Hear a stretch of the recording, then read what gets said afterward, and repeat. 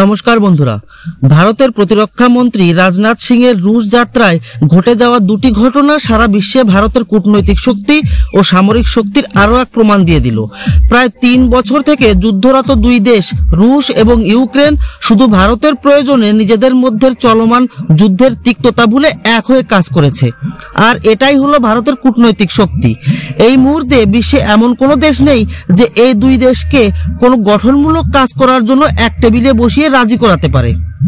পুরো ঘটনা বিস্তারভাবে বলার আগে একটাই অনুরোধ, চ্যানেলটি সাবস্ক্রাইব করে বেল আইকনটি প্রেস করবেন যাতে এই ধরনের ইনফরমেটিভ ভিডিও দ্রুত আপনাদের কাছে পৌঁছে যায়। তো চলেন শুরু করি। রাশিয়ায় আমাদের প্রতিরক্ষা মন্ত্রীর উপস্থিতিতে ভারতের নেভিতে কমিশন হয়ে গেল আইএনএস তুশিল। আইএনএস তুশিলকে বানিয়েছে রুশ, কিন্তু এর ইঞ্জিন বানিয়েছে ইউক্রেন। আর এই আইএনএস তুশিল বানানোর পুরো প্রক্রিয়া সম্পন্ন হয়েছে রুশ ইউক্রেন যুদ্ধের মধ্যে। রাশিয়ার ব্যাপারটা তো সহজ যে সে ভারতের কাছের বন্ধু, কিন্তু ইঞ্জিনের জন্য ইউক্রেন ভারতকে যুদ্ধের বাহানা দিয়ে মানা করতে পারত। আর যেহেতু আইএনএস তুশিলকে রাশিয়া বানাচ্ছিল, তাই রাশিয়ার অর্থনৈতিক লাভ হয় এমন কাজ করা থেকে বিরত থাকাটাই স্বাভাবিক ছিল। কিন্তু ভারত সরকার যখন ইউক্রেনকে বলে যে আমার নেভির জন্য এই জাহাজ প্রয়োজন যা রাশিয়া বানাচ্ছে এবং আপনাকে এর ইঞ্জিন বানিয়ে দিতে হবে, তখন শুধুমাত্র ভারতের কথা ভেবেই ইউক্রেন এই ইঞ্জিন বানায়। আর ঘটনাটা বিশ্বকে ভারতের কূটনৈতিক শক্তির প্রমাণ দিয়ে দিল আবারও। এখন বলি, এই একটি জাহাজ নিয়ে এত ফলাও করে বলার কি আছে? আইএনএস তুশিলের বিশেষত্ব কি? প্রথমত, এটা একটা অ্যাডভান্স স্টেলথ যুদ্ধ জাহাজ, অর্থাৎ শত্রু দেশের রাডারে এটা ধরা পড়বে না।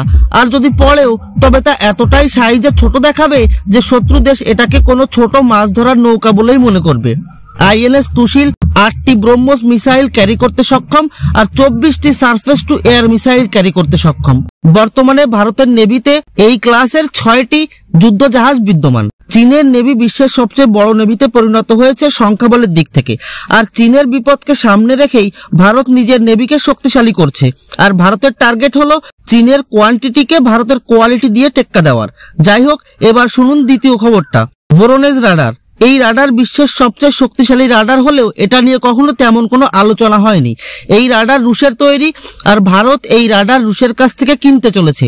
ভোরোনেজের ট্র্যাকিং রেঞ্জ শুনলে অবাক হয়ে যাবেন, 8000 থেকে 10,000 কিলোমিটার, অর্থাৎ পুরো চীন, দক্ষিণ চীন সাগর, পুরো আরব বিশ্ব, ইউরোপ এই ভোরোনেজের রেঞ্জে চলে আসবে। আর এই রেঞ্জের ভিতরে যে কোনো ধরনের missile, fighter aircraft, intercontinental ballistic missile, যে কোনো ধরনের এরিয়াল টার্গেটকে ট্র্যাক করতে সক্ষম এই রাডার। তাও আবার একসাথে 500টি টার্গেটকে ট্র্যাক করতে সক্ষম। আপনারা অবশ্যই জানেন ভারত স্বদেশী এয়ার ডিফেন্স শিল্ড বিএমডি তৈরি করেছে। এই শিল্ডে শর্ট রেঞ্জ ও মিডিয়াম রেঞ্জের রাডার যুক্ত করা হয়েছে।